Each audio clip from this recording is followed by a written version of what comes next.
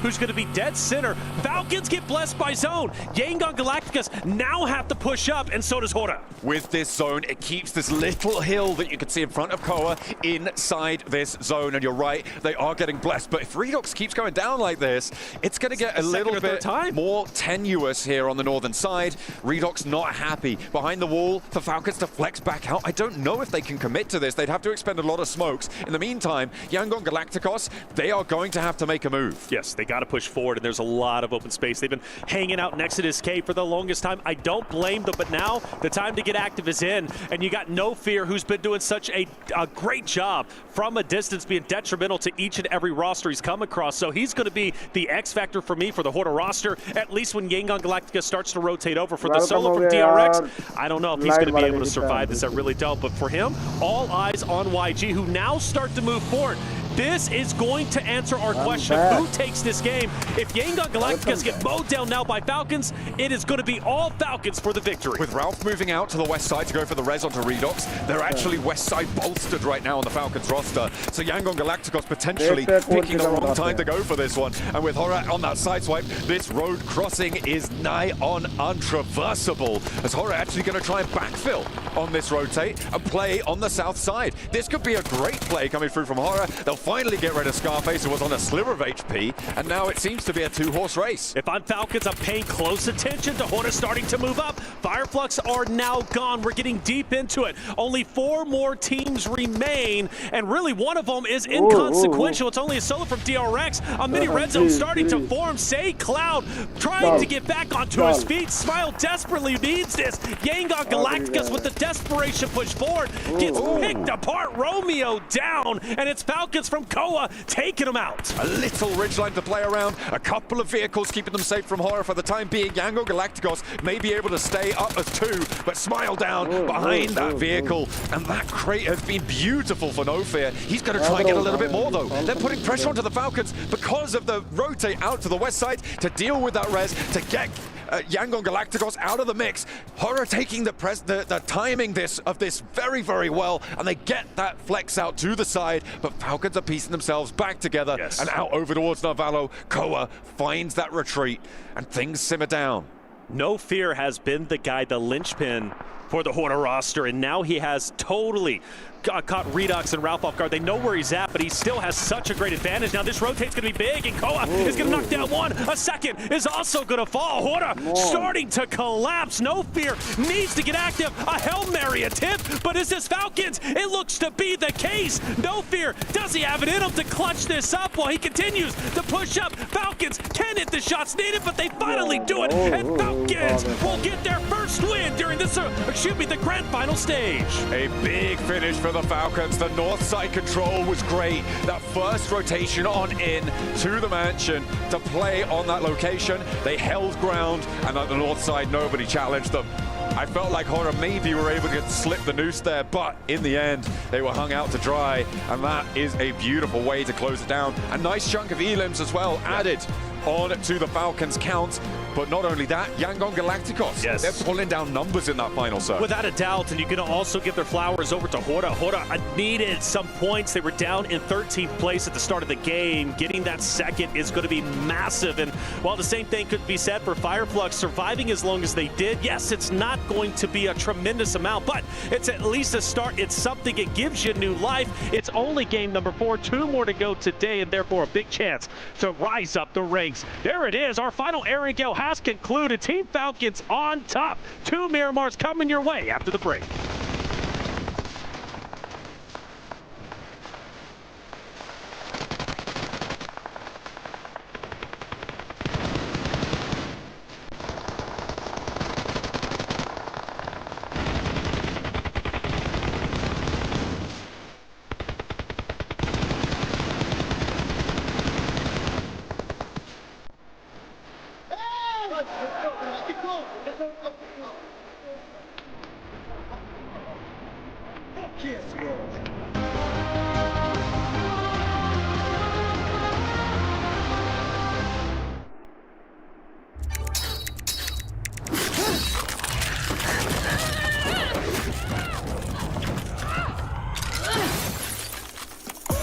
Reach your impossible, Lenovo Legion.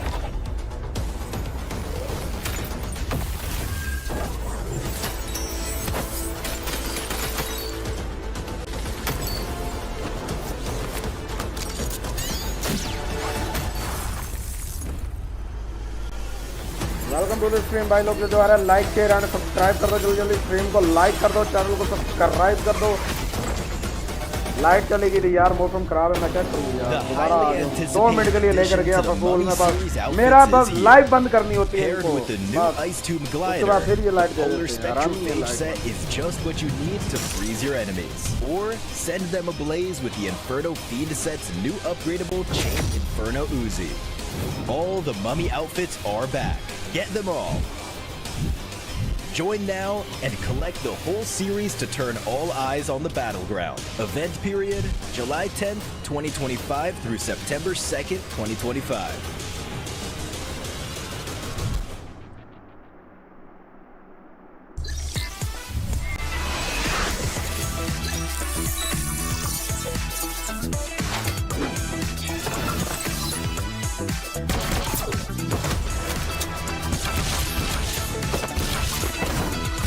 Welcome to stream भाई लोग जो आ रहा है लाइक शेयर एंड सब्सक्राइब कर दो जल्दी जल्दी स्ट्रीम को लाइक कर दो चैनल को सब्सक्राइब कर दो भाई लोग स्ट्रीम को लाइक ठोको यार जल्दी जल्दी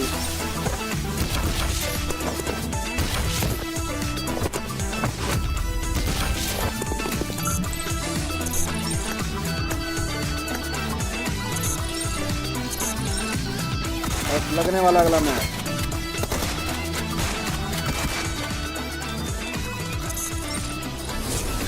मीरा मार का मेरे ख्याल से मैं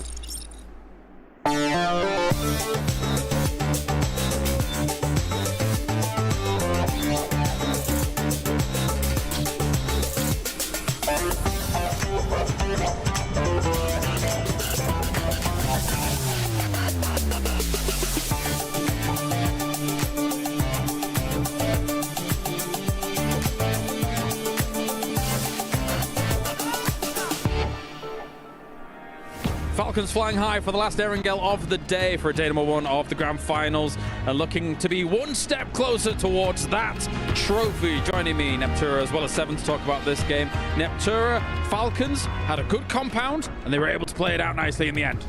Finally, it's about time we see something from the Falcons.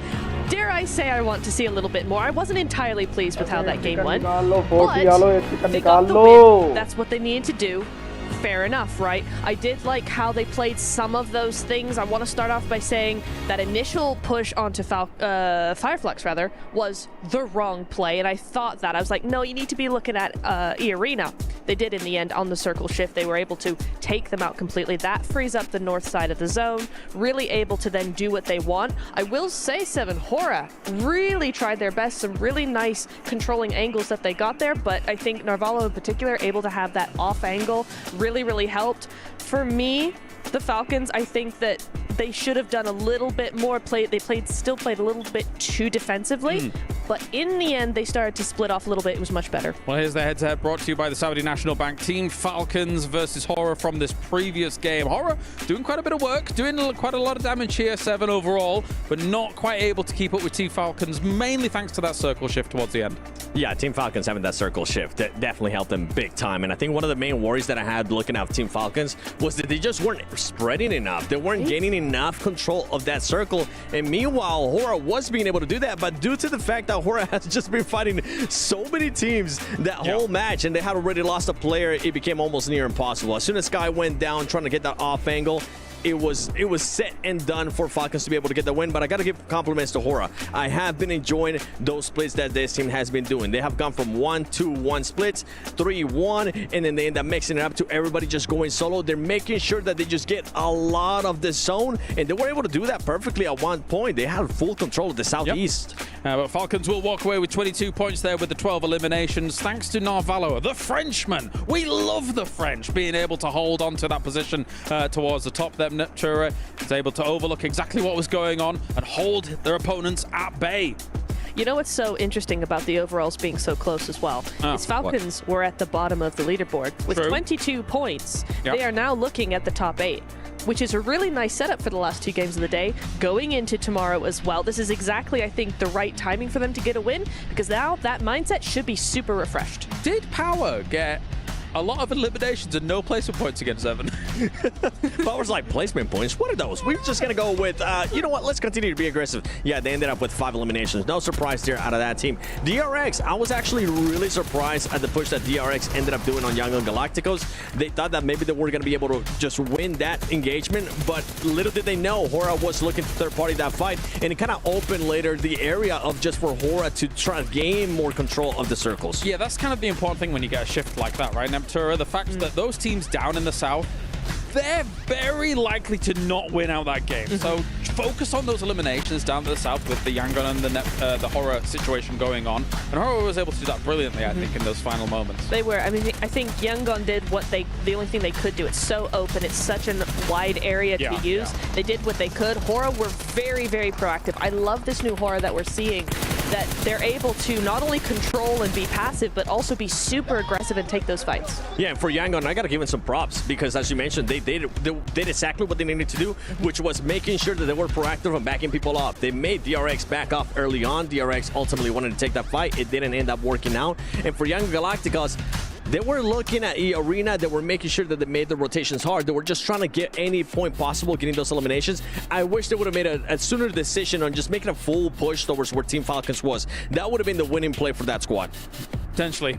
And now, though, with Erangel done, we move on to Miramar and see how it's going to play out for the last 2 games here of the day. Let's take a look at the breakdown of the numbers, see who's able to perform. And you've got teams in there like Hora. I think Weibo as well still needs to do a little bit more here. Neptura overall. Alter Ego, strong in that first game of the day, but so far beyond that, been a bit more quiet, I think. They have. It's almost like they're waiting for something, which makes me nervous because last time they just kind of held their peace and waited a little while. We saw a very strong day from them, so we'll see about that. I am interested as well, though. I'm kind of surprised that APG are not here. Alpha Gaming, not on this list. Historically, a team that's very, very good on Miramar, just not making those numbers. Yeah, one of the teams that I'm going to be looking at that was there towards the top is going to be none other than Rangnam Karya. This team has been so aggressive. I feel like going into Miramar, I'm hoping that we get to see a little bit more tactical play out of this squad, being able to actually take their time scout, because right now it's just full go, go, go whenever they do end up pushing. And you can see Young Galacticos with that play doing just enough, being in first place. Just 11 points between number 1 and 8th. But yes, as you say, Young Galacticos being able to wrestle away number 1 from Alter Ego is definitely a big move. What are you laughing at? What's wrong? I just find it insane that we are in the grand finals of PMWC at EWC 25, and Power Esports somehow has managed to find themselves 4th place, 0 placement points, 30 eliminations. It bears repeating. I'm worried in case they do start getting placement points here. Right? They could rocket up the leaderboards with also the elimination power that they're showing. And this isn't the power that I saw in the group stage. I was like, okay, they're sitting pretty, they're waiting, they're sitting in Milta, they're moving out and getting themselves a win, a slow win as it were. But they're just all guns blazing at the moment, Neptura. It's crazy. They really are. I think it goes to show again that sometimes going to survival stage is incredibly beneficial. They've had those 2 extra days to really get their stride, get that momentum going, and now look at them. Definitely impressive stuff. We'll see if this can continue. Imagine if they finished it with just like no placement points, but like 90 elims. Please do that. That's what I want. That'll be me unboxing a surprise. You'd be very excited. And let's all unbox together because the PUBG Mobile Airdrop Carnival is now live. Don't miss out the final 3 days this weekend. Log in to summon your supply airdrop and collect 2025 airdrop vouchers for your chance to win official merch, smartphones, BD partner rewards, permanent in-game items, and more. Every participate is guaranteed rewards. So come and get those unboxings done. All these players, they can't unbox right now because they're ready to get into Miramar. So without further ado, thank you very much, guys. It is time to head over to the Dusty Dunes. It's Miramar. Let's get it for the penultimate game of the day. Falcons are able to rise again with a chicken dinner in match number 4 on the day, but they need to keep pace now. Goodness me, try not to swallow the water next time. But either way, they are going to have to try and keep pace with the top page because they have managed to breach there. But, you know, Power currently no placement points, still ahead of them, right? There's a little bit more to do. And if you want to keep track of exactly what every single one of our players is doing during the PMWC, you can on our official map feed on the PUBG Mobile esports channel. You can see where everybody's rotating all the time, all day. It is useful if you want to break things down, if you want to get a little insight as to what teams are doing at every step of the match. That's it, isn't it? Well, hey, we're getting into it, Miramar, and you mentioned Falcons, but I love what the desk said about Power. It's insane how high up the standings they are purely based off of eliminations, and you do raise the question, they start getting placement points, I think they're going to be the champions. I really do, at least based off of their performance over the 4 games that we have witnessed. It is spectacular, and I think a rarity, really, to see how well Power is doing, and, well, you got to appreciate it. You got to love it. Falcons jump up the standings. Power still doing very, very well. Yangon Galacticus taking over first place for the Alter Ego Eris team, who was there for the longest time. Things are shifting about, and the most important thing, right, is to make sure you are the team going into day 3 setting the threshold. With 6 matches to play today, getting anything over 50 points will be great news. I mean, the biggest games that we've seen, or days rather, that we've seen for teams like Nongshim Red Force, I think, they were able to get over 60 points in a single day. That's right. So getting up there would be phenomenal. But the fact is, this table is looking really flat. You can guarantee that there's going to be a little bit more volatility towards the top side of these tables with how close things are. I mean, from first place down towards, getting on towards 8th, right? There's an 11-point difference. That's really closable, especially in these stages of the tournament where teams are able to take those risks. That's one big game, and all of a sudden, you're on the top of the pile. Well, to put it in perspective, what Falcons, I believe, was in 14th or so place going into that last game. They end up getting the winner chicken dinner, 12 eliminations, putting them all the way up in top 6. And mind you, they are only just 3 points away from breaking into top 3. That's how close it is. So a lot of volatility. Things are going to continue to shift within our top 5. And, well, with Alpha 7 not being here, the championship is wide open. Anybody can take it. The question is, who wants it the most? The players themselves are the ones that control their destiny. Map number 5, we're heading into Miramar. Where are we going? Playing path on the south side this time around, from Vaidemar over towards Impala. So the north entrance a little bit difficult, also potentially tricky to get towards. Of course, now uncontested because Alpha 7 did so badly that they weren't able to make it into this stage of the tournament. Falcons would be alone on there, but they have to get there first, and the question is, do they want to get out there? It's about 3 kilometers away from this plane path, maybe a little bit more actually, so it could be difficult to get up towards. But that western path rotate can be nice and friendly. It's a question of getting those vehicles on side though, as we head on in. Our plane now just crossing Chumasera. Don't think we're going to have any hot drops, at least based off of where I believe these teams are going to be landing for our first Miramar in grand finals of day 1, but there is always a chance, right? Things get spicy. Even though people put their landing zones out there, doesn't mean they're not willing to change it up and take a team by surprise. And, well, that could very well happen. I believe going even back to the survival stage, we had a bit of a hot drop over in El Pozo. That was an area that we were watching very, very closely. So maybe we see a repeat of that. Falcons are on the left-hand side by Hornet. That's going to be an interesting one if they decide to land next to each other. Very curious where this next zone, or first zone I should say, is going to pop up, because that's going to tell the true story of what we can expect. Ooh, I'm looking at Picardo right now. There's a lot of teams in the air over it right now. Could be difficult. Power definitely looking to try and drop there. I think Ida are going to go a little bit longer, as are Nongshim Red Force. Regnum Kaya disengaging from it as well. Down towards Puerto Paraíso. A little bit close by for DRX and Weibo, but they will chill out. So nobody getting too aggy right now. West Coast though, could be Falcons getting spotted. Yeah, I'm thinking so. Falcons, Hora, well, they're relatively close to each other. Obviously trying to land on those vehicles so they can have them for rotates. Maybe even we're taking high ground a little bit later on, but they do separate themselves. I always gets concerned when I start to see some split drops, and at least coming into this, I was expecting at least 3 split drops, which we do get a couple of them. The Falcons by far taking the cake, with Ralph all the way in the south, forced to go up north to join Narvalo and Koa, which he's going to be doing exactly that. Horner, though, not far behind necessarily. I'm curious if they decide to challenge the solo of Ralph, they choose to get spicy. I don't think this is a good idea. If Oro want to head up towards the north, I wouldn't be surprised to see them send all the way to a place like Cobraria, currently unoccupied. I think chasing down the solo, if they can get the shots, sure, but if Ralph can get over towards El Pozzo as soon as he goes in, I don't think if you're Oro, you want to commit here, right? And the fact is that there's about 600, 700 meters between these two teams. I don't think that they're going to be able to catch this one. But I think heading up to La Cobraria on a circle like this is potentially a little bit better of a decision to make, right? In this scenario, you'll be up on that north side. You know not too many teams are going to be there. You'll be out early over towards that north side on a circle like this, and they're going to be able to find it. Okay, hang on a minute. Maybe they are going to try and clip the back of Falcons, but yeah, I don't rate the decision to chase this one down. Right. You don't want hot drops, right? Right. Sure, you might be able to pick up a point early. Oh, they're close. Valo actually, who's already had some looting time, might actually take some shots out. He should. This is why you don't want to pursue too far. Oh, gets a little bit of damage onto Jiggle, but not enough to drop him.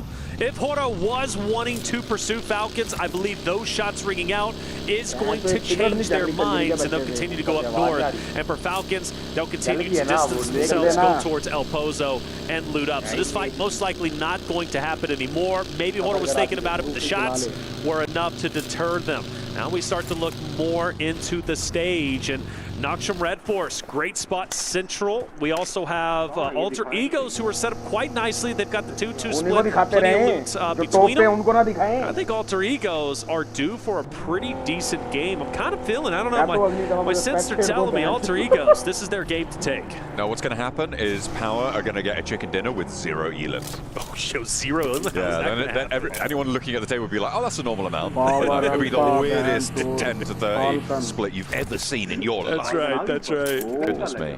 No, I'm not entirely sure, of course. There's still 16 teams, 64 players who are in this one. However, Power are in a very central location on this, just out to the east of Hacienda del Patron, with Thunder Talk out to their further east as well. They're in a nice little compound, and they can chill out for the time being. We're up to about 5 minutes now, which means looting phase should be over for a lot of the teams that hit ground early. So teams like Power, who dropped Ricardo, they should be done and dusted. However, teams like Aura and Falcons, they're going to be out and looting for a little bit longer, maybe up to minute 6, 7 potentially, if Aura actually don't settle down. They are moving and grooving. The good thing for them, the entire northern zone of this stage is wide open, including those hilltops that they can take over if they so decide. I do start to look towards Fireflux, however. Regnum Caria, E-Arena, Team Secret, relatively close, and DRX is getting very close to E-Arena, mind you. They are pushing straight in. You notice on your screen top left, there will be an E-Arena member. If DRX keep their head on a swivel, they might start taking some shots, taking some damage. Looks like they're going to keep things nice and linear. A nice spread out train. Good spacing for DRX on their rotate. Keep on the southeast flank. And of course, we always advise against all rotating in the same vehicle, especially early and especially on Miramar. Getting spotted out can be disastrous. So taking this 4-player convoy is exactly how you want to be operating. If you guys at home are trying to pick up some tips, that's a good one. Early on, playing split, you're very, very mobile. You're a little bit more flexible. That's what DRX are looking for as they head to the east of Minas Generalis, up towards potentially where Alter Ego and Team Secret are playing. And also for Fourth Rives in the same path as Ida as they continue to move up north. As we take a look at Yangon Galacticus, a team that has been performing incredibly well, currently first place off the back of a third place game number 4. They've been highly consistent, been waiting for this roster to truly show what they're made of. I think today has been the shining example of what we can expect Yangon Galacticus to truly be. They'll be rotating up north kind of in the same fashion that Horda did a little bit earlier, opposite of Falcons, probably most likely going above where Falcons are at. But I do have some concern if that is going to be the case, because there's not going to be a lot of areas they can truly park the bus, because Falcons and Horda are controlling that area, and there is an opportunity for Yangon Galacticus if they go a little bit too far north to get pincered between both of those rosters, so they have to play this carefully. Fourth Rives taking up position on the high ground. Fireflux, they've caught E-Arena, and that's 2 of them going down very, very quickly. And that's a 3rd as well. Oh no, this is nasty news for the team at the bottom of the tables as well. Oh dear, that's 2 players now remain for them. And this crash is Going quite well for Fireflux to regroup on this spot.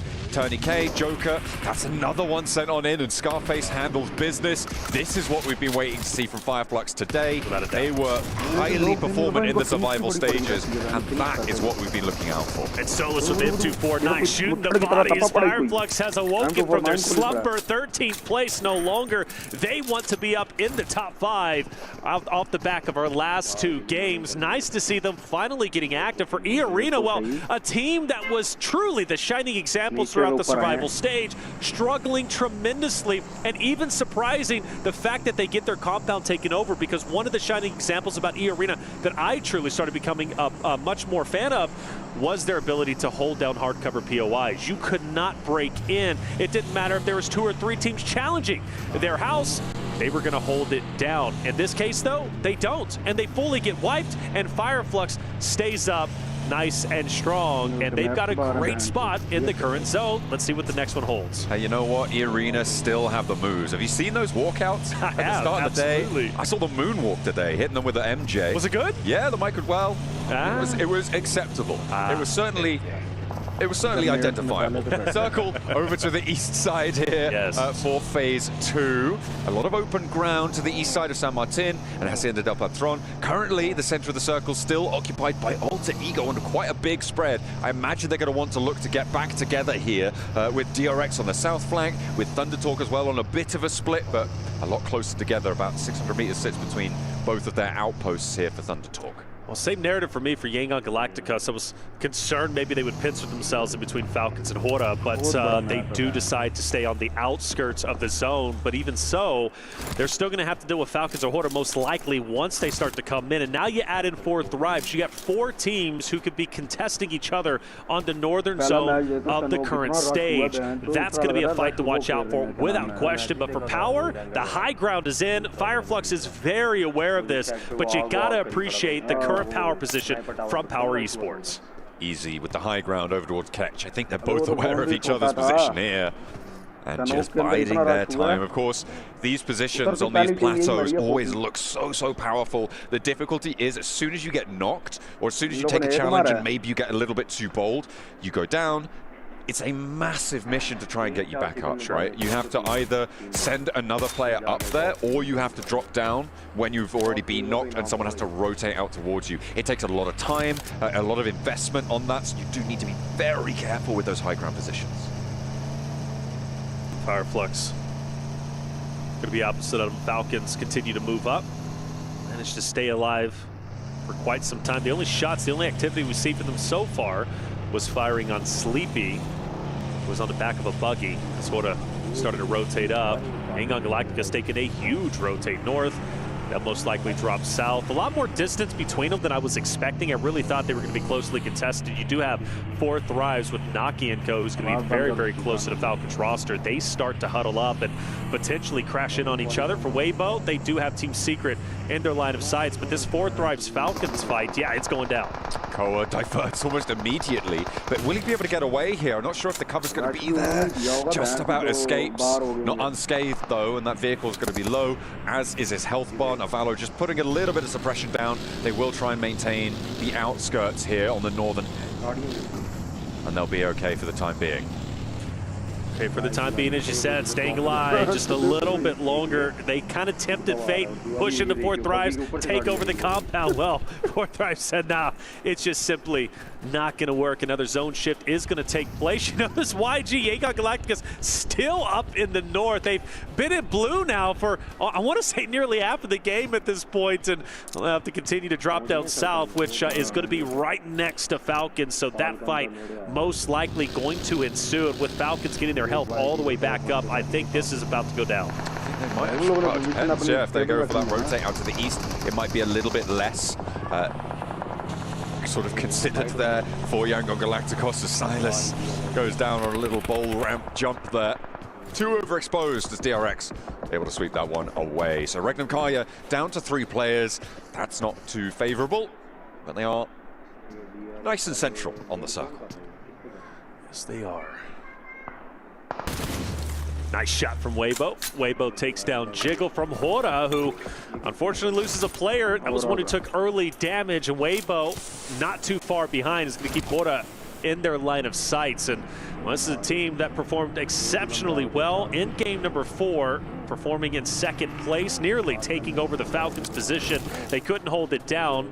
I was very impressed with No Fear, and we expect him to be huge in this moment. Wild from Regnum Karya, trying to take down Alva from Alter Egos, who had plenty of great moments, but for Wild, well, he's going to fall a bit short.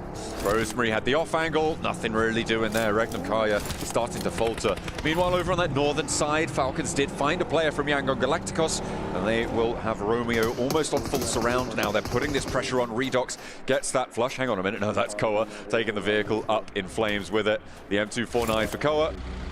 He's going to be able to lay down that damage.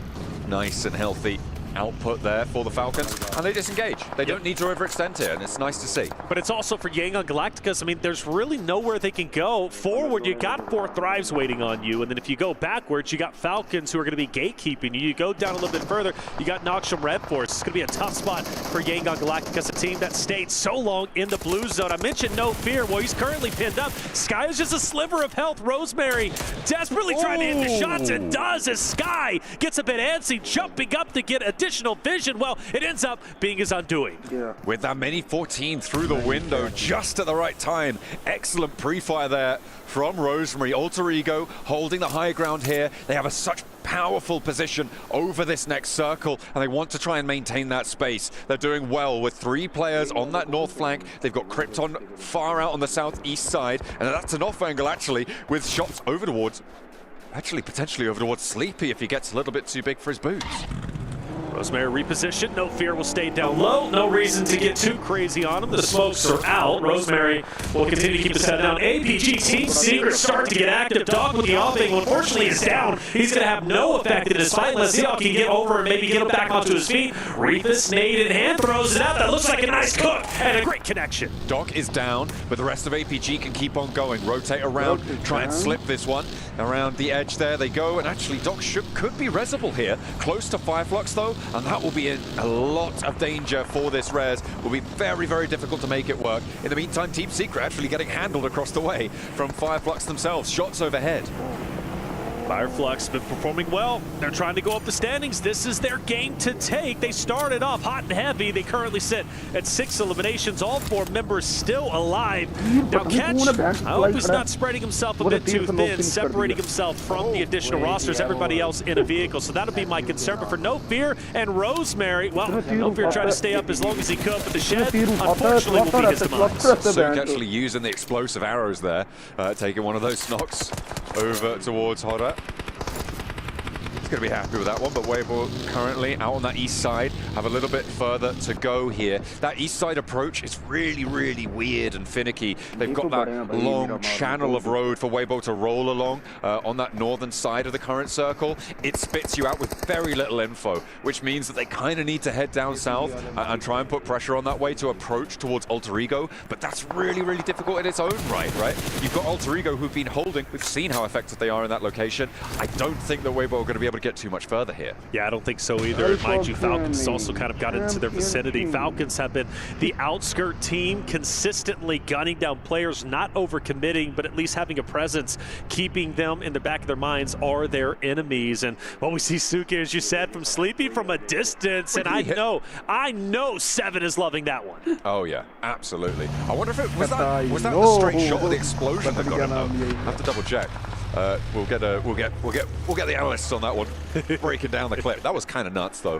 You'd love to see it. Sook seems to be, you know, this proponent of Legolas of the bow and arrow. He loves it. Yeah, he loves it. You know, it's funny, when I was doing my research coming into this, 7 specifically brought him up and said explosive arrows. Watch him with the bow. Let's watch Order now as they go for the challenge onto Falcons. Rosemary has him pinned in between, and Rosemary is a guy I do not want on my backside. He is truly devastating. We've witnessed it just a little bit earlier on Hora Esports. Now he can do it on Falcons, but Order cooking the nade, throws it out. Is it good? Well, a little bit of damage on Narvalo. Redux will answer back with his own, but it doesn't have an area effect. and Redux is very weak. Order is taking on 2 members from Falcons and doing it in sensational fashion. They have that back flank as well from Rosemary. Anita is feet, and Ralph and Redox both fall, one after the other. The forward position and the middle spot for the Falcons both going down, and it looks like Weibo are actually going to be able to break through this one. With Narvalo falling, there's only one player now left standing, and Suk is on the hunt. And I wonder if APG starts to get active in this fight too, because Doc is getting dangerously close. There's Order from a distance, trying to take down Avila, but can't do it. He backs away for the meantime.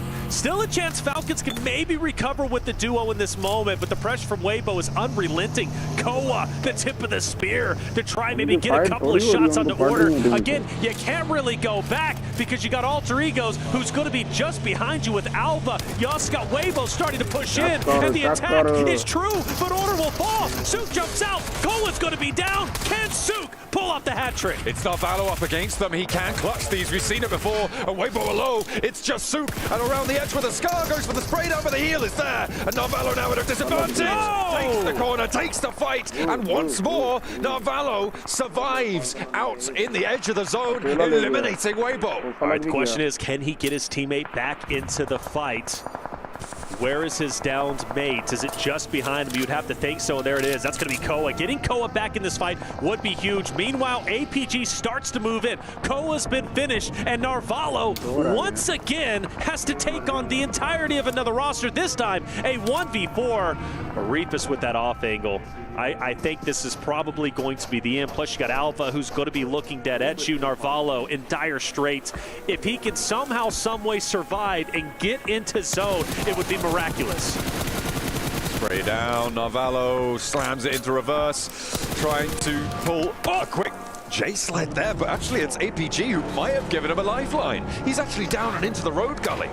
And he's dipping, he's dodging, he's swerving and moving. He's going up top to get that member of Avila. Oh, can't get the finish, and that's going to be okay. A valiant effort. I felt Falcons from the start to the finish never really truly had a home, never truly had a legitimate route to stay safe. They were putting a lot of pressure on teams, but they were never able to establish themselves in a specific area and play for late game. That's just the way it goes. Miraculously though, JALADxLIVE is doing quite well. I expected them to be eliminated a little bit earlier on, but for APG, Alter Egos, let's see how this fight ends up unfolding. Alter Egos got to do it as a duo. Moana and Krypton will have to play off one another. The circle kind of shifted away from them right now. DRX are in the center. They're by that roadside. They've got a lot of pressure outwards. Not too many threats to be sent their way. Fireflux, they're kind of on a linear approach from the south side. Whilst they have all 4 players alive, they've managed to rack up 7 elims, sure, but they are right with their backs to the blue zone, and Power marauding around them as well. Jeez. Yo, Top, go off, my boy. That's 2 down from Thunder Talk. Outputting the damage tremendously. I say 2 down, 1 manages to get out with his life, but just with a sliver of hell. Jing down low. I don't know if it's going to happen. Reefus, this might be a nice nade. It's cooked well. It's thrown out. Doc just below, and he'll take off a sliver of health. Not much, but keeps the pressure on Zing. You know he doesn't feel comfortable in this moment. And for APG, on a tear. They're only on 4 eliminations, but at this rate, I don't know where they're going to end up. A little bit more damage sent over to him, but the first aid was already ticking up. He will be healed. This is the regroup coming on through. A nice drop on the smoke there. Let's go for the weapon spot, but the ammo's already low, but they get it. Nonetheless, over the driver as well. Sitting will be taken down, and now Sing continues to be under pressure. However, they can't breach this high ground just yet. With Ida over the way, there's so much going on in this northeast quadrant. APG holding on tight. Mind you, still 4 strong. You mentioned Ida, they're going to be just up ahead, and they look to be progressing forward just a bit more. So for APG, it's imperative that they focus the fights correctly. And Aaron, most likely going to be the first one targeted. ZL starts to move up towards that rock. Reefus down low, still trying to keep Thunder Talk in check on the low ground. I love where APG is currently at, and I have to favor them in this fight. But again, if they don't do this properly, Ida is going to eat them alive. Dark in with the nade pulled over towards APG. Thinks better of it. Waiting for someone to give some information away. There's all 4 players alive on the northeast side. They continue their march here for Alpha Gaming. We have been hoping for more from this roster. The names they've got have some prestige, and Reefus looks to start to pick up the pace here, but backed off the angle, they'll have to take another crack. 5 eliminations for APG. This could be a first place game. They could take the first place position. Alter Egos are already out. They're going to lose it. Young Guns Galacticus most likely has already passed them up. Scarface on your screen. Now Fireflux, again, a tremendous game. Nearly double digits already. 4 members still alive.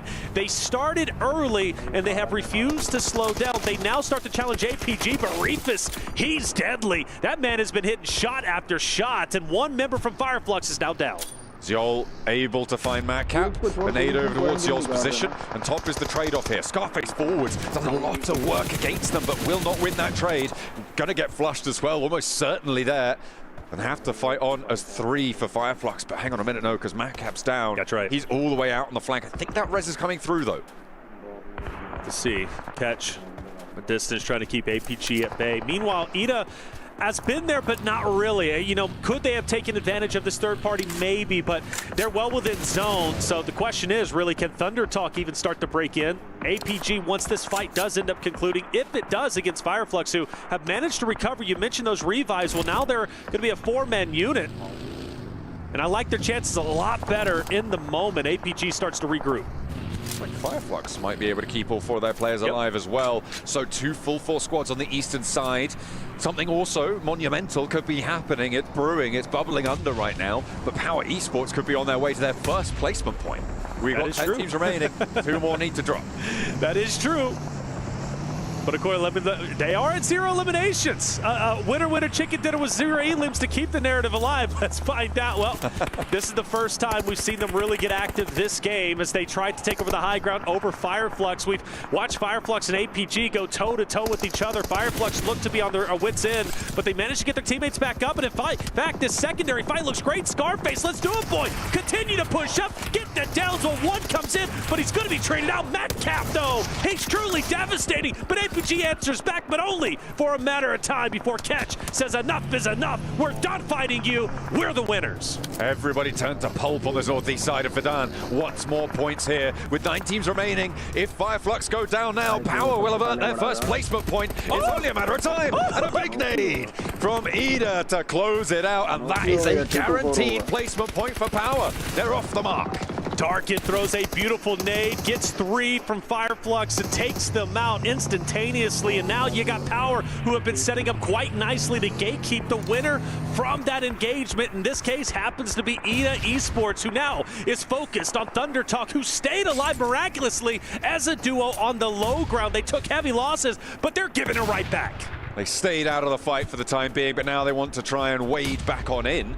King steps a little bit too close to the fire and does get burned, hits the deck just in time to avoid the spray down. And Thunder Talk keep the pressure on with Darkin falling. That's going to slow Ida down. Going to have to force that res out. Darkin not really in a safe spot with the blue zone pushing in 15 seconds. Not a lot of time to operate here. Aaron thought about it. Do I go for the res? Do I go for the challenge? Well, Jing throws a nay. This could be 2, and it's close enough. Aaron takes some damage. Another one starts to go in, but it's going to be a little bit too far. And now for Aaron, really the last hope for Ida. Potentially another one to, I don't know, output some damage, but all eyes on Aaron in the moment. It is amazing. Thunder Talk has put up this much of a fight. They're towards the bottom. They desperately need points to elevate themselves towards the top 5 running, but 4 eliminations, their best game we have seen so far, and it could get even better. Looks like Aaron will go down last. And Ida, very, very down on their luck. Now it's just Emre who was across the way, disengaged from that fight for the longest time. Finally, one of the Power players gets taken away from this, and Easy on the forefront will need a little bit of a rescue mission from the rest of the team. Not going to be easy, and actually it's Ragnar who gets caught on the sidelines. So Easy able to find that shot, and DRX now starting to come alive here. They've been in this compound for the longest time, and they want to try and inflict pain now onto the rest of the circle, but El Hadji is still on the hunt. Yes, Yes, he is. For Ragnar's sake, though, I think he tried to get a little bit too fancy on the off angle, and it ended up being his undoing. And, well, he loses his life in the meantime. For Power, though, they look great. DRX is the only team, though, who is left alive with 4 members. But Power's positioning is great. They're hitting wonderful shots, but you gotta appreciate DRX. Able to utilize this low ground, this little divot. They're gonna be devastating. Power, it's gonna be hard to knock DRX off of this spot. Yangon Galacticos as well on that northern side. Going to be difficult to navigate there. You've got solos on every single side of the circle, and right now the most dangerous one is probably Loxy on that southwest edge for Regnum Karya. I would say so. Loxy could be devastating. Say Cloud, though, hits a nice shot, and that's going to be 2 from Power, dropping off, and the chances of making it to top 3 to the podium now ends. But as you said it best, they do get some placement points, so there is a positive for Emery. He tried his best to stay alive, but DRX takes him out without any drama whatsoever. We're now down to our top 3. Okay, this should be a free win for DRX right now. They've been able to hold this compound for so long. It's 2 solos, and neither of the solos are in this next circle. They've got control of the hillside. They're in overexposed positions. So Easy goes down, and that is going to be a nice pickup, actually. Hang on a minute. Very nice. I said it should be a free win. Hang on a minute. We're just getting word that I lied. I lied to you. Well, let's see what ends up happening. The pickup might be able to come through. We mentioned Loxy as well, right? From Regnum Karya. He's going to be potentially devastating. And both players, right, from Yangon Galacticos as well as Loxy from Regnum Karya, they're going to be pincering in this DRX roster. Looks to be a beautiful nade. I believe it does connect just a little bit. Here comes DRX. Now, I don't want them to get too aggressive here. They now have 2 players down low, and well, overexposing yourself to Say Cloud might be a reason why these solos could take a win. Say Cloud has a brilliant sideswipe here, right? You can see that ridge line that rolls down the hill away from Hyunbin. That is what Say Cloud is playing on. So Hyunbin flexing down this way. I really like this idea. Loxy should be taken care of by the blue zone. That will just sort of conclude itself here. And Say Cloud, sure, he might have the sideline swipe, but the center of the circle is still under control for DRX. And they do manage to keep things together, right? It's not going to get too spicy out here in the open, and he will fall down. DRX close it down. A little bit quiet on that one, but points are points are points, and they will take those 10 placements, add them to them. Be up there with the best of them at the top of the table. Without a doubt, DRX, just like Power's been eliminating, right, and getting all their elimination points, basically securing top 5 just off of that. DRX has done a phenomenal job in the placings. 4th place in game number 1, 10th place in 2nd. They fall down a little bit, but 2nd place in 3rd, or the 4th game, I should say, and then 3rd place in the 5th, and then of course 1st place coming out right before your eyes. Beautiful job from DRX, highly consistent in the podium category. That's going to be incredibly valuable when we get to Smash Point on day number 3. DRX so strong, so powerful, and finally able to get a win. That was third, 2nd in the 4th, and a 1st in the 5th there for coming through from DRX. Hope you guys are following that. We certainly were here in the booth, but we are going to head to a quick break whilst we get ready for our final Miramar of the day. Don't go anywhere.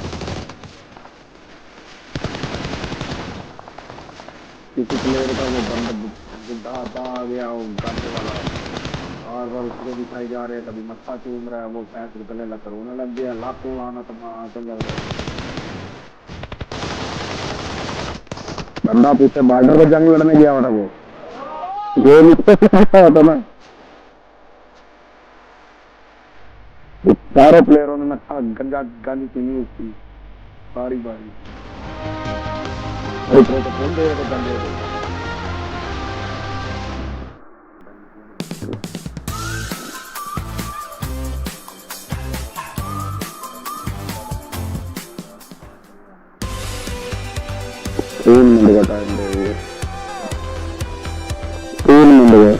Match मेरा मार गया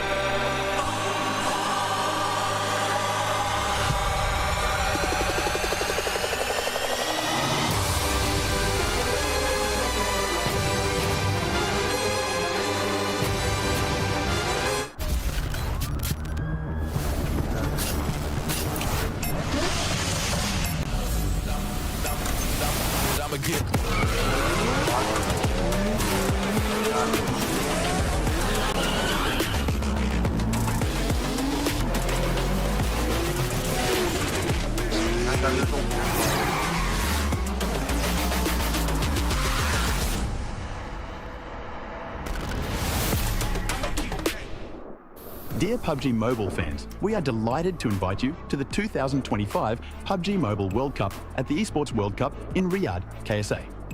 This exciting event will take place from July 25th to August 3rd at the Boulevard City. We've prepared tons of event perks, such as the PMWC avatar frame, Esports Passion set, Esports Passion parachute, and tons more items. Let's check out how you can get all these rewards. During the tournament, go to the Pandora event page via Lobby, Event Center, Esports to join the event.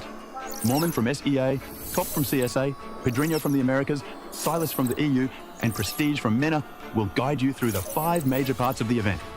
They consist of tournament celebration, prediction rewards, esports shop, themed outfit, and champion challenge.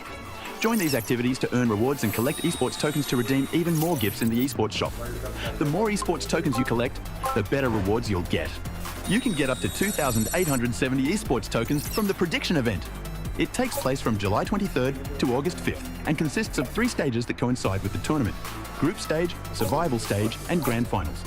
During the group stage, get 20 esports tokens by predicting the 8 teams you think will advance directly to the grand finals. Each correct prediction will grant you an additional 60 tokens. Make a total of 3, 6, and 8 correct predictions to get 300, 680, and 720 tokens, respectively. You'll get another chance during the survival stage to guess the other 8 teams that will make it to the grand finals. The rewards are the same as the group stage. In the grand finals, you must try and predict the ultimate champion. Just predicting will grant 30 tokens, and a correct prediction will grant 400 tokens.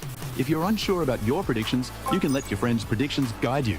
Find someone reliable, copy their predictions, and wait to be rewarded. The 3 prediction rounds take place on July 27th, July 30th, and August 3rd at 10:45 UTC 0. Rewards are issued the second day after each stage ends at 4 AM UTC 0. You'll receive esports tokens based on your prediction results. Note, esports tokens don't expire and can be used in future esports events. Who do you think will be the ultimate champion? Join the 2025 PMWC event and share your predictions. Invite your friends to join the predictions and watch the tournament unfold.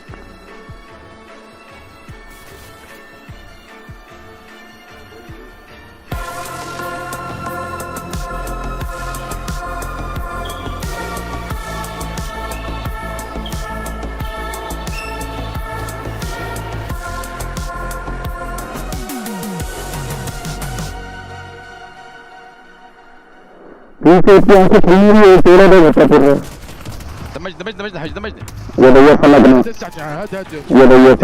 سلام حاول ترجع حاول ادخل ينزل هاي عيال ادخل يا ابو انت بني صغير بس واقف بندر आ गया था आखिरी बंदर आ गया था बनी शोर हो गया था अलग Last guy. come back from the right come close I have no bullets Behind the buggy. I'm low I have no bullets He wants to smoke me. Put him behind. Player 456 would be proud because our South Korean overlords are back for a win. Yes! DRX holding down a compound. It was quite easy for them, actually. Joining me, we have Neptura as well as Maxman to talk about this one. Kind of came their way. They kind of did well. Hooray. They had compound. It was in circle. They outlive every team, they get the win. What an impressive chicken dinner. Wow. No, it was a pretty streamlined win, okay, coming in from DRX. Unlike Nongshim Red Force, though, they don't throw the match, which I can appreciate. No, there's actually a few things they did do really well this game. They were using the southern and eastern ridges very efficiently, and because off the back of that, they were able to actually hold teams away. Though, yes, Kalash, they didn't get a lot of limbs because they're just staying hidden in the middle, just like, don't fight us, please. You know why they were able to keep teams away so long, though, Matt? How? I will tell you.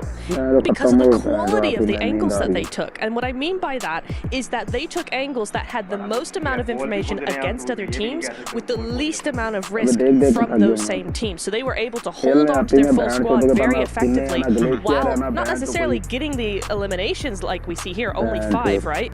But they were just able to hold those teams off onto the edge, let everybody else get eliminated and take the win. Fireflux taking a little bit of inspiration from Power. It's 11 eliminations. This match is going to be catch up a little bit in the leaderboard. Going to the second page, so quite a few bubbles of horror. Okay. I shouldn't have looked down there. You, of course, problems, Max.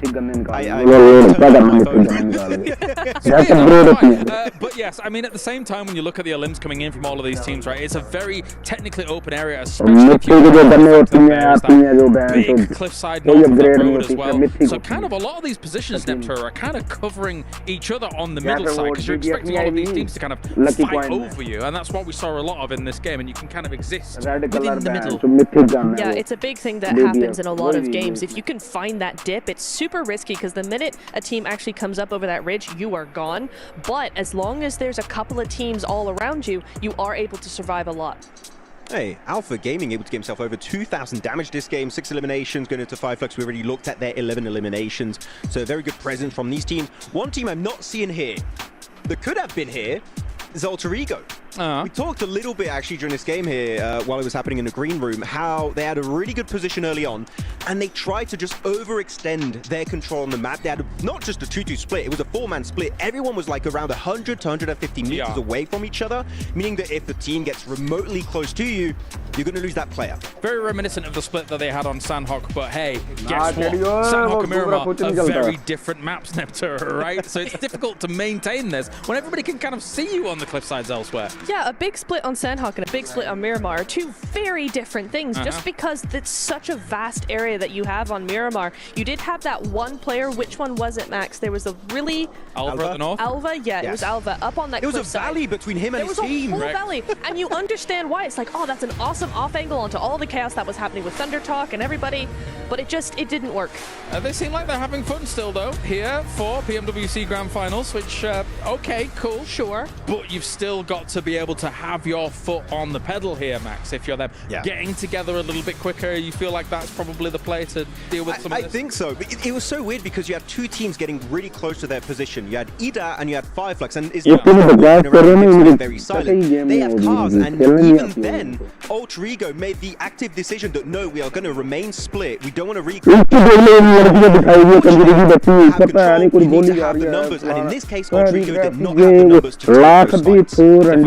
Definitely so. All right, well, before we get into our last game, it's time for everybody's favorite segment of the day. Max Man's Grenade of the Day.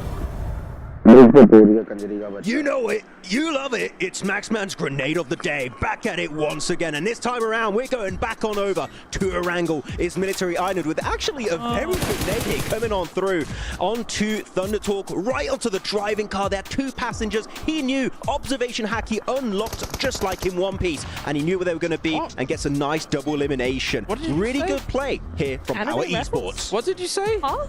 One Piece. What? Yeah, but you said something about before that about One Piece. Observation hacky. It's like you can read into the future. Right. Is that... Anyway. I literally got your coffee because you said you liked the French earlier, Colin. Oh, you did? Well, they've not shown you on screen. Oh, so that was unfortunate. It's on the desk, okay? I promise. It's there. Thanks. I needed that. Also, you picked a serious nade. I'm impressed. Well done. Thanks for that. That was great. Yeah, Maxman's nade of the day can be all good or bad. It can be the 2 extremes. You never know.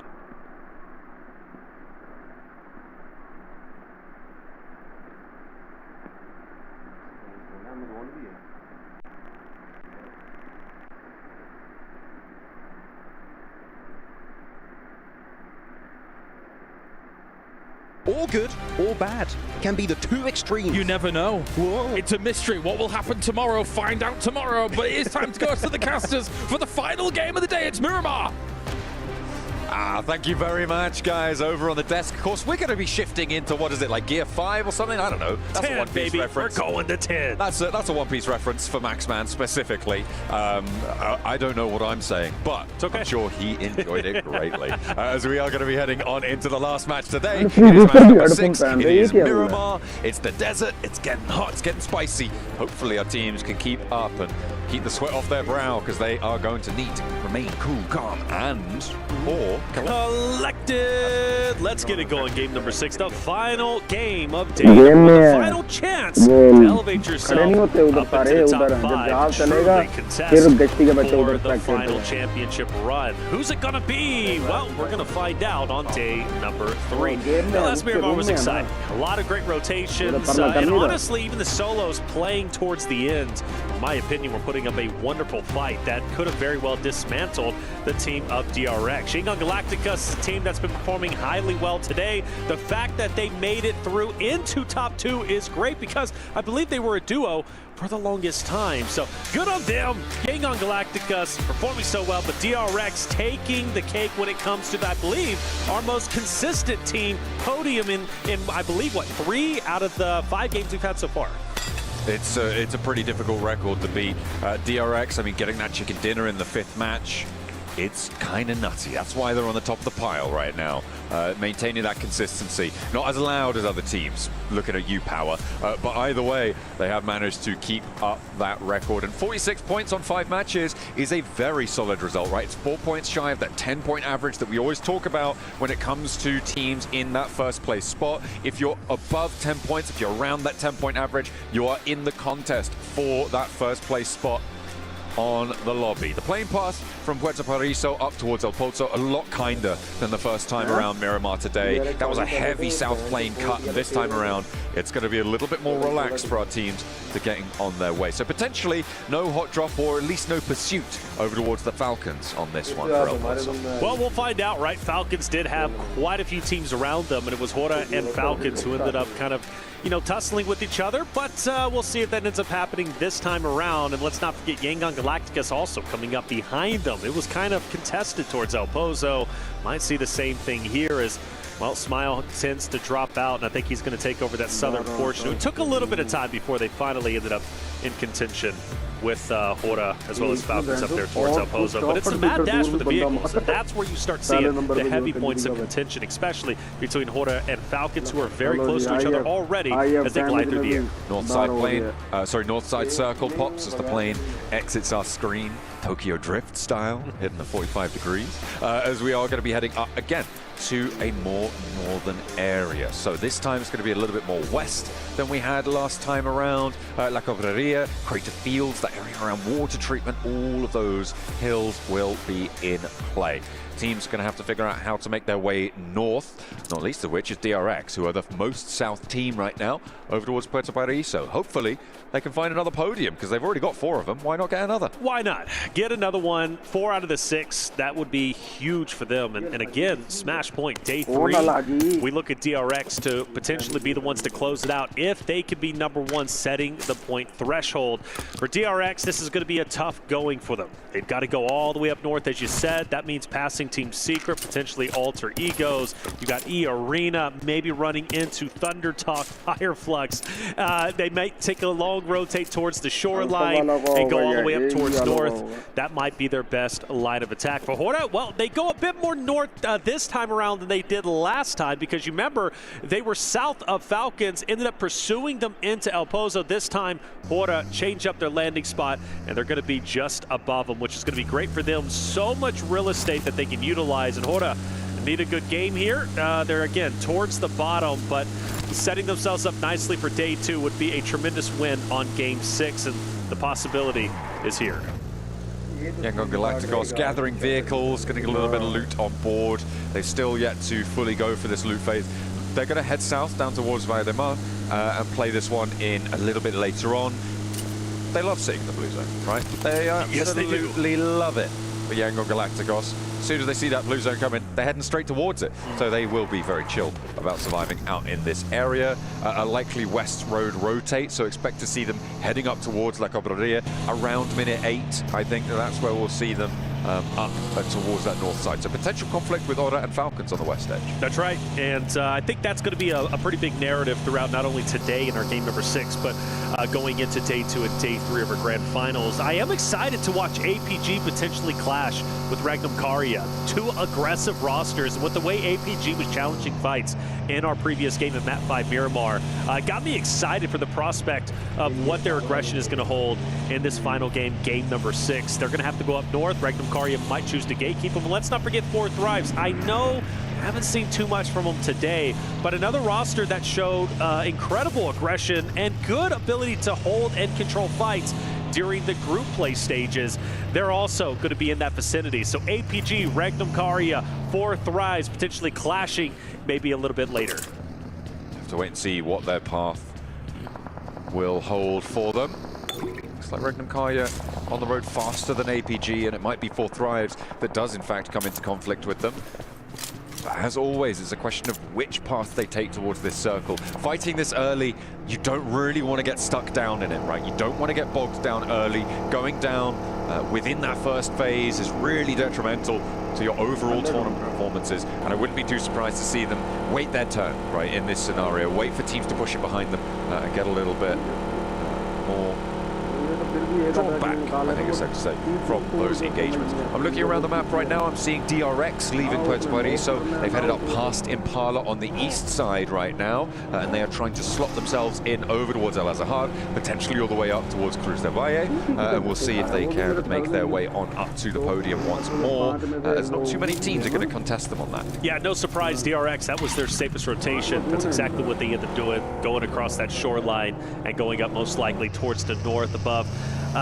Maybe Alter Egos, maybe even a little bit further on towards maybe the northern portion of where Weibo is currently at. For 4 Thrives, full send it straight in. They're going to be very close to Noxian Red Force. In fact, Benny already throwing out some nades, and Naki's taking damage. Naki does answer, though, with a nade of his own. Unfortunately, it's in through the window, and he's up on the high ground there. A nade up high, and they do think he's on the inside of this one. Benny could potentially catch them unawares. The Molotov, they think they're burning him out of position, but he's got IQ on lockdown right now. Steps up and misses. Now they'll know he's up on high. Naki now with a chance to turn things around, but more nades are cooking. This is the last one in the pocket from Beanie, and IQ has to dodge it. Will be able to survive. XNY on the off angle. Doesn't quite connect on it either. To Noxian Red Force, not really getting too much with the opening salvo. That one's good though, and a chance now for Noxian to take this into control. T24 on the ground alongside that of Phallic. You've got to appreciate the high ground from Benny. He's not going to relinquish that. He's going to be truly the linchpin into success, at least I assume, in this fight, in this engagement.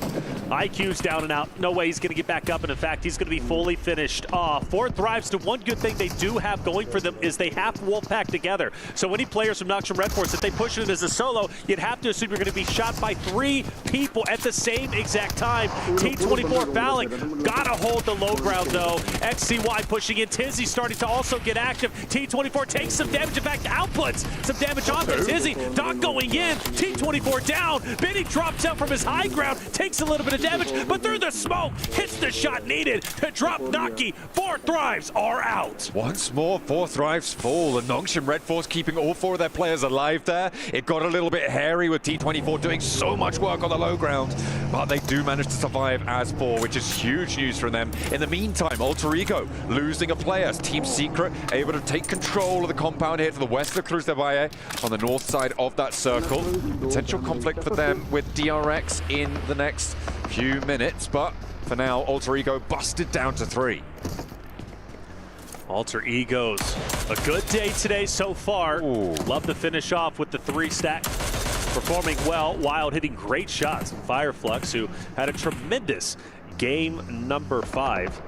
Looking to do a little bit of a better job here. Regnum Karya also up ahead. You notice every single team minus APG has just directly sent it straight into the center of this zone. They want those buildings. They want the hard cover. And that's why 4 Thrives was so antsy to get in and challenge Noxian Red Force. It doesn't pay off, but you get the idea. So Regnum Karya, Fireflux now, they want to take over this spot if they can get it, but it's not going to be easy. Over in San Martin, they're going to have to fight for their way out here. Circle coming on in very, very soon. Alter Ego actually potentially under threat now for DRX. I said around minute 8 for Yangon Galacticos. That has now passed. Look at that. And a hard northeast shift. They're going to have to go a long, long way. I don't think they're going to see this circle until about minute 10. This could actually start to get a bit hairy on the west side for Yangon Galacticos. They might need to cut an earlier rotation, maybe potentially through Montenuevo, unless they want to get really, really down to the wire with this one. It's not looking super healthy. DRX, they suffer the most on the northeast side. They try and push in past Alter Ego. It's gone poorly.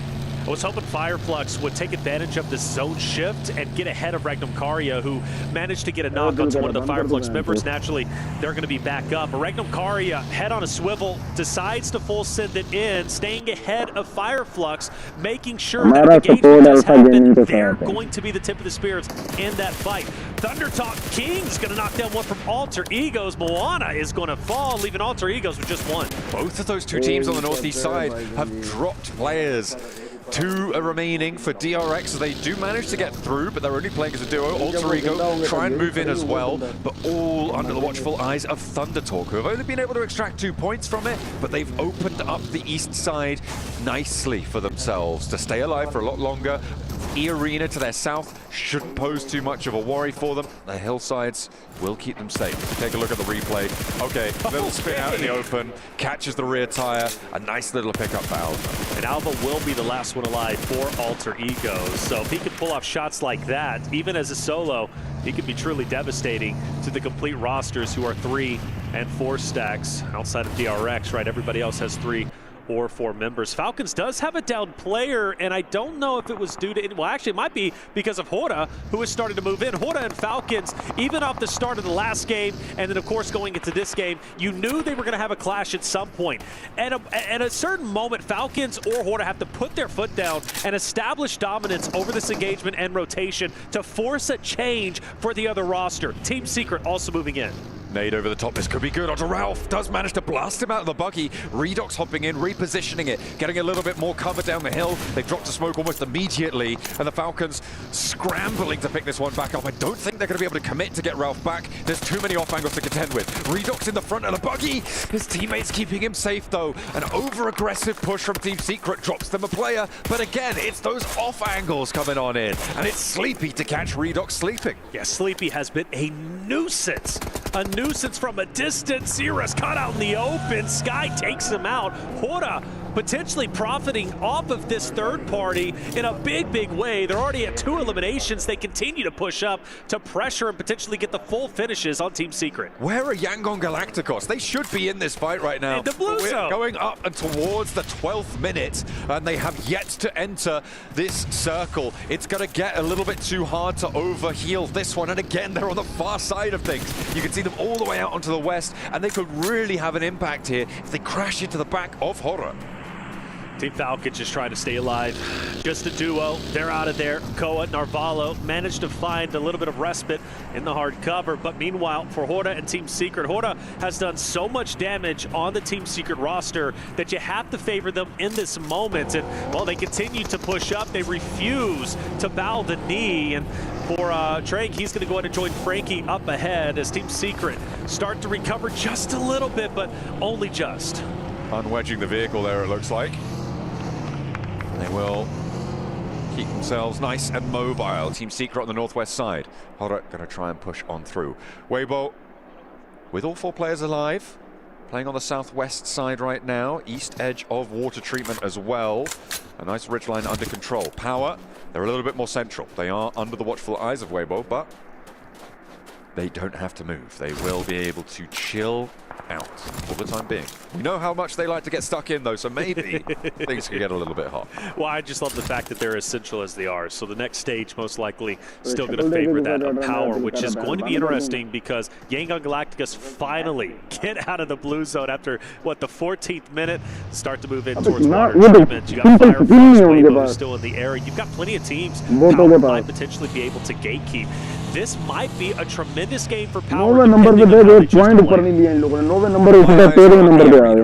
so is the camera, luckily, because they have severely underperformed expectations. Without a doubt. Coming through from the survival stages, they were looking good, they were looking powerful. I mean, obviously, you've got a couple of standout players. I think Norman is probably a very notable player on the roster of E-Arena. They have been in disarray so far today. So to close out day 1 with a strong game, I think would be necessary for them to even be in the conversation for the front page potentially. I agree, yeah. At this stage though, they are going to have to hold their nerve against Ida, against APG, against Noxian Red Force. I think they've got the chops, but the question is, can they deliver today when they've been so weak up until now? APG's getting dangerously close to E-Arena. They're fully committing for this fight. They can back off if they want to, but you gotta fight this quickly. And E-Arena, as they reposition, go straight into a couple from Ida. Like you mentioned, Noxian Red Force is going to be coming in from the south portion, still in blue, but eventually they will be up in this fight as well. So if you're APG, you don't want to get pincered between not only Noxian Red Force, but also E-Arena. If you're E-Arena, you're still in a decent spot. Stay ahead of your competition so you can gatekeep them. Take a look at the circle yet again. It's going to come through very, very quickly. Last player for Alter Ego, rotating out to the east, trying to move away as a solo. The circle comes on through, and it's very central. It's the teams on the outside that are going to get cut through here. Yangon Galacticos, I think, have one of the most difficult maneuvers to make. They are sitting currently around water treatment, trying to push past Weibo, who are giving ground. They're regrouping on the southwest, to be fair to them. So maybe a little opening for Yangon Galacticos to push on up. In the meantime, back over towards the arena, they are managing to do a little bit of damage. APG starts to get active onto Noxium Red Force, a team that was in blue for a long time. Not as long as Yangon Galacticos, but still a long time nonetheless. They finally get into the zone, straight into the damage of Rifus, who is mowing down players and can't get the full finishes, but at least taking those valuable hills away from the team of Noxium Red Force. I did notice Power started to fire some shots, I believe, on Weibo, just up ahead as well. So a lot of fights going down. APG, in my opinion, has the advantage of Noxium Red Force, who has to continually push up, and Rifus is unrelenting with the shots. Yeah, they've got the high ground on them. It's going to be a question of getting picks, but they're just not being found. And Noxium Red Force are starting to fall. They're starting to wane on the east side. Fireflux getting involved on this flank. It's mad dashes now. There's really nothing you can do. You just have to try and sneak your way through, find a little window of something that is so difficult to make it work. Doc's up into the building, but I don't think it's going to last too long. They have him on the ground floor. They've got him locked in, and APG can keep this one going. I think the biggest question mark in this spot is what a Fireflux going to do. Yes, absolutely. Fireflux has already managed to get a couple of downs on Noxium Red Force, but E-Arena has also backed up. On board with Doc. Doc holds his ground from Noxium Red Force. They're not done just yet. You still have, I believe, one more player remaining, but very low health. And in fact, he's going to be finished off. Now, Terry, he's down. You mentioned what would Fireflux do? Well, they choose to challenge the forward members of the arena, who pushed out of their hard cover, mind you, getting overly aggressive and now getting potentially punished. Fireflux, pretty nasty with the nades. The ordnance is on point, and on the south side, they are opening the door to push on in. Maybe even move through their reses as well. They've got Solus down. I think that's already getting picked back on up. And E-Arena, they're blasted down to 2. No elims on this fight. They had a hold onto a 3-way engagement, and they have not got any value for it. It's not looking good. I just don't understand why they felt the need to send 2 players forward. Maybe they were expecting to have a bit more of an off angle with the third party, but Fireflux is ready for them and gunned them down. Good utility on the nades as well. E-Arena, in my opinion, waste a tremendous opportunity. They had the setup. They're well within the zone. Fireflux, APG, once these fights conclude, are pushing directly into you. There was no reason to send 2 players up ahead, but they did it anyways. And now Joker and Mormon have to go at it alone. After a big elim game last time around, Fireflux looking to try and convert. They've already posted 6. Sure, they've lost a player, but they will be able to march on forwards. You'd imagine that they're going to try and crash onto the E-Arena position, or maybe not crash, but walk up to at least. However, as 3 players, that's going to be a lot harder than it would have been as 4. APG do have the numbers, but they are trapped on the far side of the road. It's going to be a lot harder for them to get across unscathed. And I do wonder about Order, who's kind of being a little bit weird, hanging out off in the distance. You know, a couple of shots could put a team in disarray. Sleepy challenging that of Team Secret. Hora and Team Secret have been opposite of each other for quite some time. They've managed to get a lot of damage and even at times a couple of knocks, but they both managed to get back up, and they're going to be both 4 stacks challenging each other straight ahead. For Yangon Galacticos, 2 members that might be able to fire onto Jaiki depending, but for Xeris, well, he's going to be up ahead looking to take down Hora. Let's see who wins the engagement. Team Secret committing up towards Hora as they rotate away from the outpost of Yangon Galacticos. 4 positions for Team Secret, not quite getting the angles just yet. Thunder Talker off in the distance as well. Could be a little bit of crunch on towards Hora. Romeo's been spotted, no fear.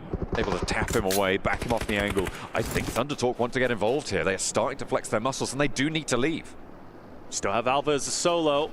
Not going to have an effect as of yet, but Alva, he's been devastating. We witnessed him take down 2 members, I believe, of another roster just a little bit earlier, but now he's going to be going dead center. So he won't have an impact here, but you're right, for Thunder Talk. Now Hora is pincered. Team Secret on one end, on the other is Thunder Talk. Hora in dire straits, and they have to make a choice. Who do they challenge? But whoever they end up going for, they've got to finish them quickly because they have to expect the team behind them to push up. As the shots coming through from the off angle, over the way. Team Secret making things hard, but Drakey actually gets spotted and pinked out by No Fear. Has to take a little bit of cover. Yangon Galacticos still have their duo from the distance, but that's going to slow Team Secret down. That's right. It's actually going to push them away from this spot as well. Well, in all honesty, it helps Team Secret because those shots that were coming out from Horda, I believe, was going to melt that buggy if it wasn't for Yangon Galacticos keeping that player down from Team Horda. So Team Secret forced to park the bus once again, and, well, they're in a little bit of a tricky spot, aren't they? They've got No Fear gunning them down. Yangon Galacticos also looking down into the ravine. Team Secret, I don't think they make it out. Back on the southeast side, it looks like E-Arena going to get pushed, going to get taken low, and they may have got some nades on in, and Scarface actually getting flushed. So another point added at least for E-Arena. Fireflux in pretty dire straits. E-Arena may be winning this hold on the southeast side as Fireflux are eliminated. But with only one more player left standing, it is Mormon, but E-Arena can hold their heads high for the time being. Yeah, and it's Order who's still from Weibo Gaming who's going to be hanging out on the outskirts, and I do wonder if he's going to get the final finish onto the solo Mormon. Sook starts to move in, so Mormon, he's going to be at a 1v2. Meanwhile, once again, Team Secret surprisingly and miraculously able to recover. I surely thought they were going to be finished off, but they're not. They managed to stand up, but they're still in dire straits in a very, very difficult spot between Horda and Yangon Galacticos. Once again, for Team Secret, I just don't know how they're going to get out of this situation. ThunderTalk did not engage on Zahora in that scenario. On the north side, ThunderTalk instead opting to push a little bit further south, potentially towards Alva, the solo for Alter Ego.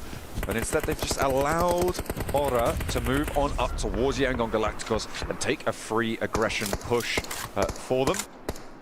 This Team Secret try and play nice shots on the other side of it. Caught in the middle. Smile goes down first, though, on the far side of this engagement. Yeah, well done from Jiggle. Catches the head and takes him out through the window. You mentioned ThunderTalk not choosing to crash in. Well, they do so, and Horda reads it out, and you're going to have two players, Sky and No Fear, who's going to try and hold ThunderTalk at bay. AJ down to a sliver of health, but managed to recover quite nicely. The only concern I have for Horda is they are split up 2-2. One focus on Team Secret as well as Yangon Galacticos.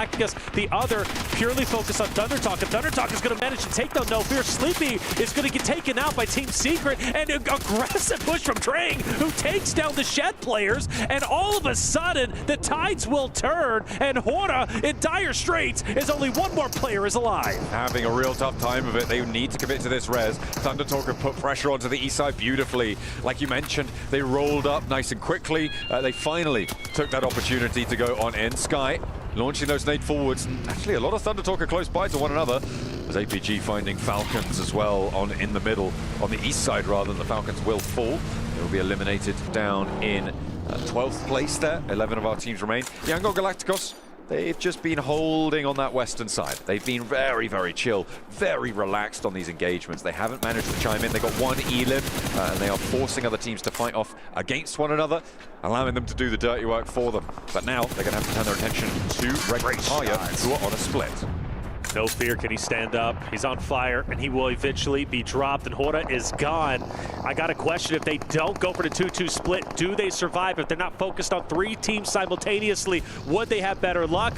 Well, we'll never know, unfortunately. For Yangon Galacticos finally pushing into the aggressive Ragnum Karya, who are getting taken down, running on fumes. Two players down and out. Ragnum Karya most likely going to be finished off in this moment. Only one player remains, and I don't see him currently. Actually, it's going to be Wild way off in the distance, so he's going to be a solo for the remainder of this game. Yangon Galacticos can keep up pace now. They have 2 elims on scorecard, and they will be 4 players alive after this res.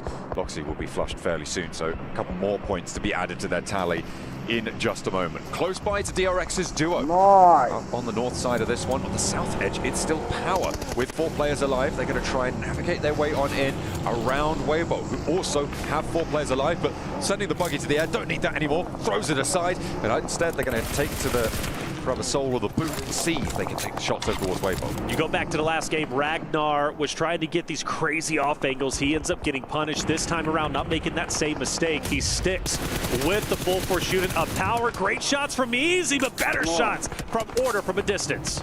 able to shut down that hilltop, and this is go signal. They're going to crash straight on into this. Nice and aggressive, decisive play from Weibo. They're trying to encircle now the rest of Power. They know their backline's going to be fumbling, going to be faltering a little bit. We'll see if they can take control of it. TW丨JALADxLIVE maybe a little bit overinvested here, as Weibo trying to connect onto Power will finally be able to find that second knock, and they can continue to run this one through. Sook is down, but this should be reasonable. Fadan doesn't have the pace on this. Fadan, he throws, bounces off the wall, manages to get away without burning himself. Fadan pushing up onto he. Now he needs to get here quickly. If he can get the finish before the res is in, it's going to be a 1v1, but the res will come through. You'd have to assume very quickly he refuses to commit, playing it safe, but maybe playing it a bit too safe, and now Weibo able to recover. Teams are starting to drop like flies. We're down to 8 now, and I'm sure there's a couple more ready and waiting to go. A lot of solos still playing on into this one. Weibo playing 2v1 on the inside. Fadan is the last player to stand here for Power Esports. They've got one Elim. And again, they are guaranteed a placement here with 8 teams remaining, but we'll see how much further they can go. The pump action, not going to be good enough. The DBS wins the day, and Weibo can stay up as 4 players. There's value in playing passive, and what Fadan did wasn't necessarily wrong. However, you know you're last alive. Fully commit. There's it down in front of you. It's a 1v1. Swinging that choke point, swinging that angle is tough. I understand, but you just got to go for it. And if he would have, of course, he doesn't have X-ray vision, but if he would have, he most likely would have got the cleanup and been successful in that fight. And I can even say the same thing going to Nox from Red Force side of things with Benny. A little bit earlier in the day, there was a moment where I felt he needed to get aggressive, but he was just too undecisive. And because of that undecisiveness, he gets taken down. So there is power in being aggressive and full sending it, but he made the play that he made. Again, it wasn't necessarily wrong, but if he would have been aggressive, he most likely would have been able to win that fight and potentially even get the last remaining member up.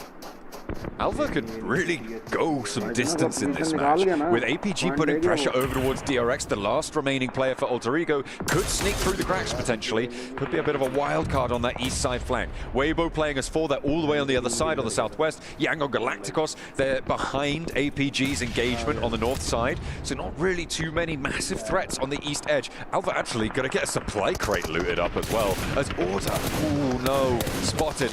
Weibo losing an off angle there, and very, very isolated from the rest of the roster. Gets caught unawares. Still not a bad spot, though, for Weibo. Keeping Yangon Galacticus in check. APG, great spot overlooking DRX and Team Secret, which, let's highlight them, right? Team Secret, even though they only have a solo last alive, they did such a great job dismantling Horda a little bit earlier, 4 eliminations going their way. And the solo of Trank staying up is just huge, in my opinion. They should not be alive in this moment. They should not be fighting for a potential top 3 finish. But APG forced to go forward, and now DRX, who were being hunted down from APG, now could potentially gatekeep them. If they play this right, they could win this fight, but it's not going to be easy because they don't have the man advantage. Kyunbin taken very, very low with a nade, cooked nicely. Has to get the knock, but they'll know there's a player on the inside there now. An APG with 4 players are wary of their south edge, but I don't imagine they expect Alva to be on this loot crate right now. Just trying to stay alive for Alter Ego. APG very reluctant actually to push all the way through this one. It's tough. It's tough for DRX. I mean, because you know DRX is right in front, and they've got a great spot.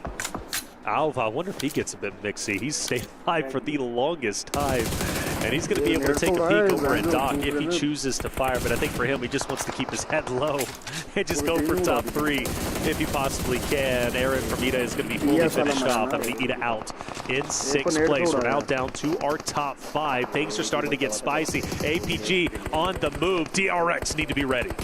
Hyunbin first to face. Finally, Alva is dispatched, and that's going to open up the flank there. With top going down, looks like they want to commit for this res. Potentially very, very dangerous out in the open. I don't think you want to make this one work. So easy now with the SKS on the red dot. Okay, a little bit lackluster on the weaponry there potentially, but so easy. Only has his teammate Hyunbin there. Crawling away. They could look for this res, but I think Yango Galacticos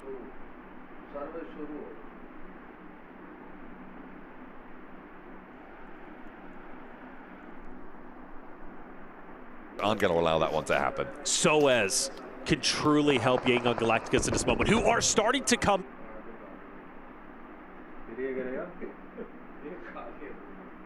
And they're starting to close the vice grip, and if Soaz can take any members from APG down, that's only going to help the win for the side of Yangon Galactica. Soaz will not be successful. Doc will win the fight, and it will be APG with a 4-man unit against the 4-man unit of Yangon Galactica. Meanwhile, for Weibo, most likely getting finished off very, very shortly. You got one player who's going to be down. Yangon Galactica's going full send to victory. They want this top spot to close out day one. 2 players fall at their feet. A smile just about threading the bullets either side of him. Major to dodge them, and Seoul goes down next. A spray down over towards Doc, and that is going to be it. It's curtains for Alpha Gaming. 3rd place in a pretty brutal fashion on the northeast side now. 2 players, sorry, just 1 player from Weibo to stand in the way of Yangon Galacticos. They will be up and over 60 points on the match. A beautiful result for them. Their day has been stellar. DRX as well, up and towards that podium again. Some really consistent performances at the top. They are going blow for blow. Without a doubt, 4 out of their 6 games, they get top 3. A huge performance from DRX, who managed to take over 1st place, but only for a sliver of time. Yangon Galacticos most likely taking it over with that tremendous win. And, well, Yangon Galacticos, mind you, managed to get 1st place 2 times throughout our 6 games. Of course, game number 6 as well as game 2. We've been waiting for Yangon Galacticos to step it up, to finally wake up. I think they finally have. This is brilliant stuff from Yangon Galacticos. They looked cool, calm, collected. Dropping the shoulder, dropping the elbow, sinking the fist into the rib cage. It is nasty to come up against these guys in an all-out brawl, and they are happy to take those swings. A really solid flush over those hillsides. They come through late. They're waiting. They let everyone else sort out who will be the ones to take them on, and then they'll sweep them aside either way. And you know what? They had a chance potentially to dismantle themselves if they do challenge into Team Secret, who ended up staying alive, and that could have got dicey because it was Team Secret as well as 2 other rosters who were fighting within that area. But Yangon Galactica said, let's play this slow. Let's go for the placement points and get the eliminations when it makes sense. Well, there it is, man. Game number 6 is done. Time to break down today's studio. What ended up happening? Well, Yangon, who came in as 8th seed from survival stage, have now been able to put themselves at number 1 in the grand finals for day number 1. They pulled the John Cena heel turn on everyone and taken that top spot. Unbelievable stuff coming in from them. Joining me, we have Maxman as well as Matura to talk about this one. It's Miramar Yangon domination here, Mr. Max. There were so many weird fights happening up north. You had what? I think you had Team Secret fighting Thunder Talk, fighting Horror. Yangon just seen it from a distance. What the hell is that? We're just going to leapfrog it, hold them off, get a ton of eliminations, get an easy access into the last circle, and get the win. If I'm not mistaken, their 2nd win today, right? They got another win on Potato Hill. So Yangon on fire, and this is a team that qualified barely through their survival stage here, making it into the finals. So we said they were a surprise initially, but even more so now going into the finals. Good control of the west side here, Neptura. Excellent control of the west side. They were able to, again, do what they need to do in terms of that control. They were able to fend off certain teams. They were able to eliminate others to get a really, really dominant win. I mean, 12 elimination points. That is a big game for them. So a really good way to end the day, especially. Actually, Alpha Gaming too.